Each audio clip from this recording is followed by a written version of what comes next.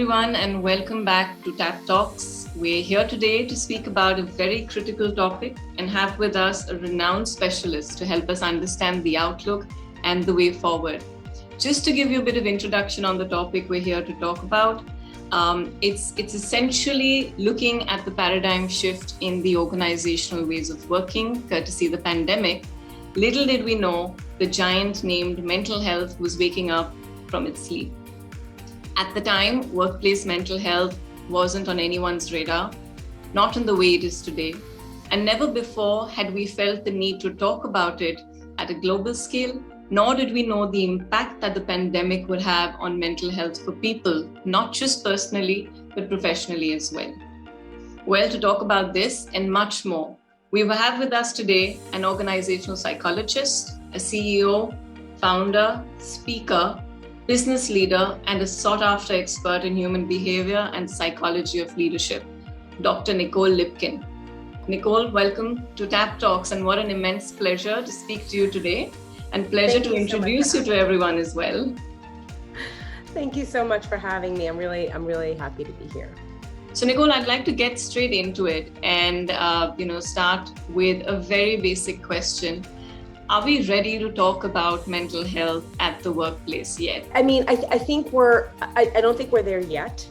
I think people are still very uncomfortable. I definitely think it depends on the workplace and the culture of the workplace and how the culture supports these conversations and just open conversations in general. It doesn't have to just be mental health. So it depends on the workplace, but I do think globally, we're starting to move the needle with discussions around mental health, or at least understanding the impact that mental health can have on people's lives and functioning. And if you want to put it into business terms, on performance and outcomes and all of that stuff. So we're starting to have the conversations. It's a difficult conversation. When you break your leg, it's really easy to see, oh, that person has a broken leg. Let me go help them. Let me go help them move something. When a person has a mental health issue, it's intangible. It's hard to see. And it's very easy for us to immediately judge a person's character. So versus see the injury, see the struggle. Right. So it's a very difficult conversation, and it's a difficult conversation for humans, for so many reasons. Yeah, and at so many levels, absolutely. And I think it's also it's tougher to have these conversations in a workplace as compared to at home. You're expected to turn up a certain way and be a certain kind. So these are tougher conversations to have at the workplace.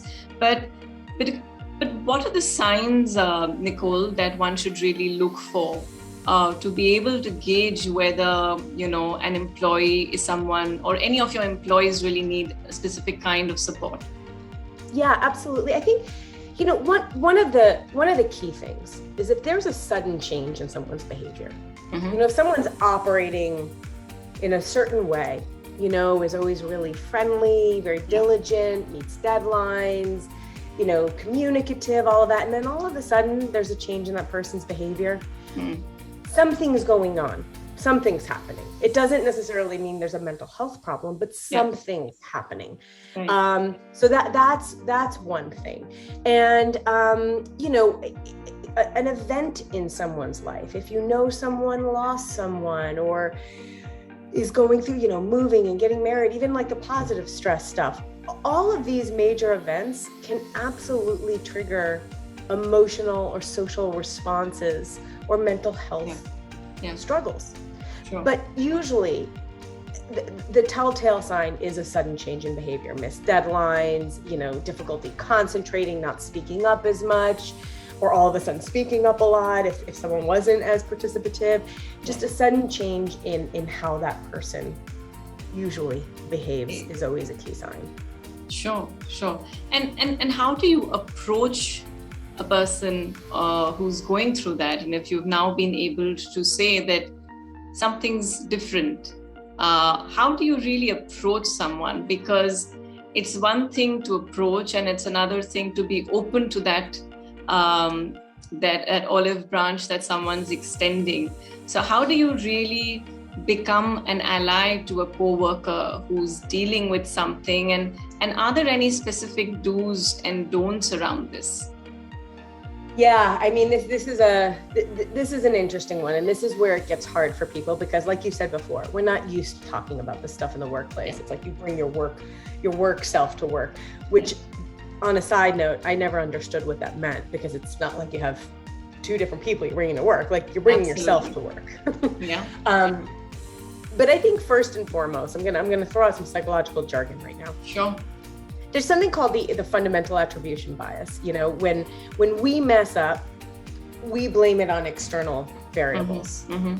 If someone else messes up or is behaving a certain way, yeah, we are very quick to make a judgment that it's about that person's personality and default, defaults and problems.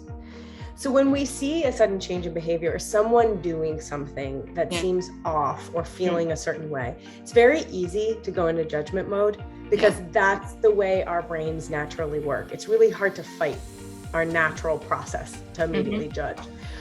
But first and foremost, being able to challenge yourself and be like, oh, maybe there's something else going on with this person. Maybe it's not this person's personality is terrible, or, clearly this person can't do their work anymore.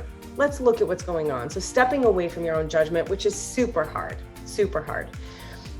The other thing is allowing for conversation to happen, not on your own terms, but on their terms. If you're noticing something's going on, being someone who, says, hey, I noticed X, Y, Z, or like, hey, I noticed you seemed a little distracted today in the meeting. Is everything okay? Not saying, I noticed you look sad, or you look depressed, or you're doing this, or you're missing that. More like, hey, I'm noticing something's going on. Yeah. You need to talk. Is everything okay? Allowing for that space, also allowing for that person to say everything's fine and give them their space, but just know deep down inside that you're noticing and that you're there. I think another really important thing, and this is so hard for people, when being an ally to someone, when helping someone or noticing something's going on, we tend to change our voice or our tone or our body language when we are worried about someone. Yeah. Right. It's like, and we almost go into baby talk, like, oh, I'm so sorry, or, oh, are you okay? That can be really uncomfortable for someone who's struggling with an emotional issue or a mental health problem. Yeah. Because it can make people feel like, ew, stop feeling sorry for me, or stop talking to me that way. So we have to keep our own nonverbals and verbals in check with our tone. That's really important, and make sure we're not treating people differently than we would treat them if they were feeling totally okay. So pay attention to yourself and how you show up. Another thing is that if someone is actually comfortable opening up to you and talking to you on their timeline, encourage them to seek help and support. That's not always, that might be very logical to you, but that's not always on the top of mind for people. When you are struggling with a mental health issue, it often is one of the most lonely feelings in the world. And the idea that there's help out there, it feels so distant. So being someone that can provide that kind of advice, seek support, let me help you find support, is wonderful. But on that advice token, this is a major don't. Even though it feels good to problem solve for people, like it feels so good, it's like a dopamine hit, like, hey, I'm giving the solutions. Don't go there. It's not your job. It's not your job. Your most important job for a colleague who's struggling is to listen, is to help that person feel heard and give them the space to talk, not to solve their problem. That's not your role. And the other thing is, it's important to set boundaries with someone that is opening up to you, because you're not their therapist, and that is not an appropriate role. It's appropriate to hear and listen, and then, hey, let me help you find someone to talk to, or have you thought about that? So now I think there's also something to consider. If someone's mental health seems to have escalated. If you're noticing behaviors that are really, really concerning, that are scaring you, that's when you escalate it. Don't sit back and wait. If you have that gut instinct that, oh, this is getting bad, go speak to your boss, go speak to HR. It's kind of one of those things that people are like, oh yeah, I did notice that. I should have done it. Don't play the shoulda, coulda, woulda. If you're having that gut feeling, gut feelings are not psychological frou-frou. It's based on wisdom. It's based on experience. It's based on things that like you're seeing that are like, oh, this is something I need to attend to. So I think those are really important. Stick with observations. Don't diagnose. Watch your own. Keep yourself in check.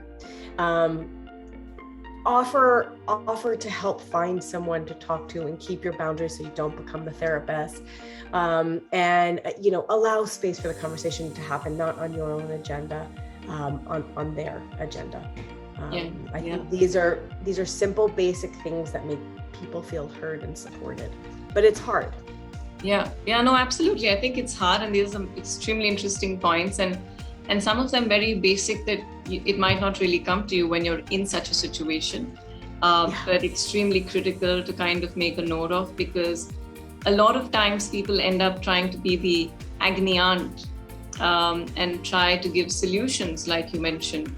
But what we forget to realize is that we give solutions on problems basis our experiences and our realities. And often our experiences and our realities are very different from the other person's. So thank you so much for giving those. You can empathize with someone. You might have your own mental health struggles. Empathizing with someone doesn't necessarily mean changing the subject to give advice or changing the subject to talk about your own issues that are similar to that person's. It's people need space. People need to feel heard. It's a very busy, fast world. Having that space makes all the difference. Absolutely. Thanks so much, Nicole, for that.